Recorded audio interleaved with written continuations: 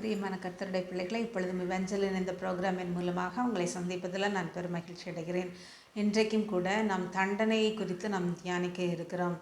அதாவது ஆக்கினை என்ற பதம் வேதத்தில் பயன்படுத்தப்பட்டுள்ளது.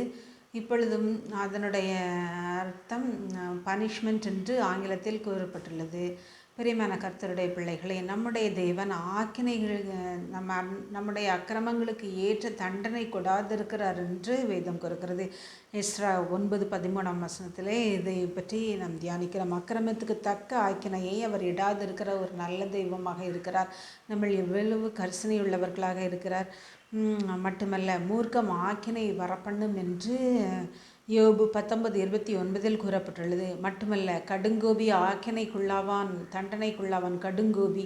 எனவே பிரியமானவர்களை, நம்முடைய கோப குணத்தை நம்மை விட்டு எடுத்து போட வேண்டும் என்று ஆண்டவர் விரும்புகிறார்.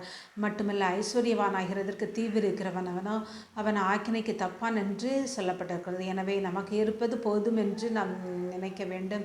நமக்கு இருப்பதை வைத்து நாம் செலவழிக்க வேண்டும் என்று நாம் அழைக்கப்படுகிறோம். மட்டுமல்ல, ஜாதிகளின் பாவத்துக்கு வரும் ஆக்கினை என்று சகரியா 14:19 கூறப்பட்டுள்ளது.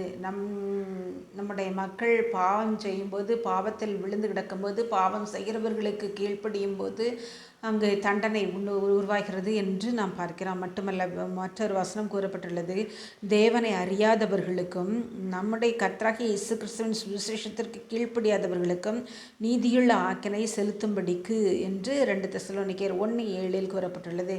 எனவே தேவனை அறியாதவர்களுக்கு ஆக்கினை உண்டு, கர்த்தருடைய சுவிசேஷத்திற்கு கீழ்ப்படியாதவர்களுக்கு ஆக்கினை உண்டு. எனவே பிரியமானவர்களை, நாம் மனம் திரும்புவோமா? இப்பொழுதும் ஜெபிப்போமா? அன்புள்ள பரமபிதாவாகிய கர்த்தாவே, இந்த வேலையை காண செய்த தயவுக்காக நன்றியோடு உம்மை துதிக்கிறோம், ஸ்தோத்தரிக்கிறோம் தகப்பனே. இப்பொழுதும் கூட சுவாமி, ஆக்கினைக்கு எங்களை நீங்களாக்க ரட்சிக்க வேண்டும் என்று சொல்லி ஜெபிக்கிறோம். அவரை விசுவாசிக்கிறவனவனோ அவன் ஆக்கினைக்குள்ளாக தீர்க்கப்படான் என்று உடைய வேதம் கூறுகிறது அல்லவா? தேவனாகிய கர்த்தாவே, கடுங்கோபத்தை எடுத்து போடும் ஐஸ்வர்யவனாகிறதுக்கு தீவிரியாதபடி நீர் பாதுகாத்துக்கொள்ளும். உம்முடைய திருவிழா சித்தத்தை மாத்திரம் மகிமைப்படுத்தும். மீட்பர் இயேசுவின் நாமத்தில் ஜெபிக்கிறேன் நல்ல பிதாவே, ஆமேன்.